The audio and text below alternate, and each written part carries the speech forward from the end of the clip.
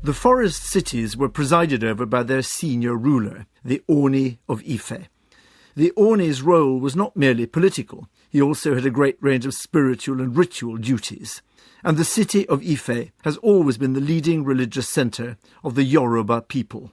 Still today there is an Oni who has high ceremonial status and moral authority, and whose headgear still echoes that of our sculpted head of about 700 years ago. Our head is almost certainly the portrait of an Oni, but it's not at all obvious how such a portrait would have been used. It was clearly not meant to stand on its own, so it might well have been mounted on a wooden body, and there's what looks like a nail hole at the neck that could have been used to attach it. It's been suggested that it might have been carried in processions, or that in certain ceremonies it could have stood in for an absent or even for a dead Oni.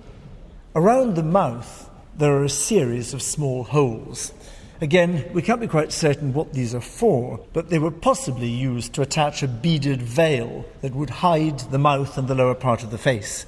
And we know that the Oni today still covers his face completely on some ritual occasions, a powerful marker of his distinct status as a person apart, not like other human beings. And astonishingly, our sculpture suggests this dual nature, an Oni who is a man, and also something more. Ben Okri again. This is not just sculpting as a representation. I think it's really important to understand that. This is not just, this is what a certain person or a certain king looked like. This is more than that. This is kingship in its ritual aspect. This is kingship in its relationship with divinity. This is kingship in the relationship with the centrality of the myths of a tribe and of a people. This is kingship as an embodiment of the mysterious power of a people. But there's a sense in which the Ife sculptures have also become embodiments of a whole continent, of a modern Africa confident in its ancient cultural traditions. Babatunde Lawal again.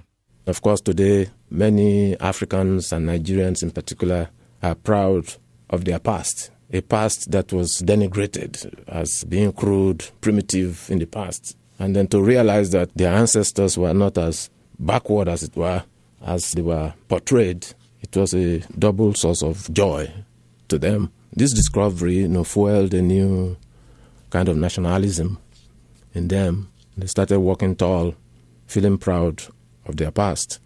And then contemporary artists now seek inspiration from this past to energize their quest for identity in the global village that our world has become.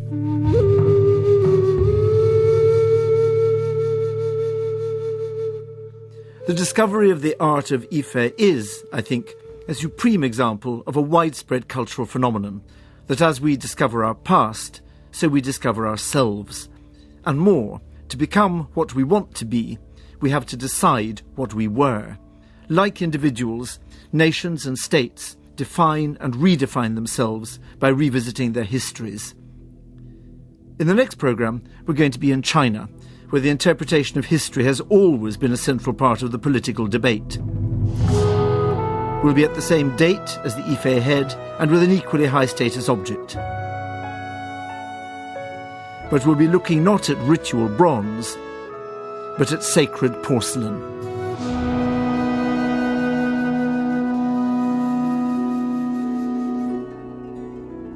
You can see the object described in this programme close up on the A History of the World website, as well as hundreds of others from museums across the UK. And if you have an object with a history to tell, why not add it to our growing collection? Find all this at bbc.co.uk/A History of the World.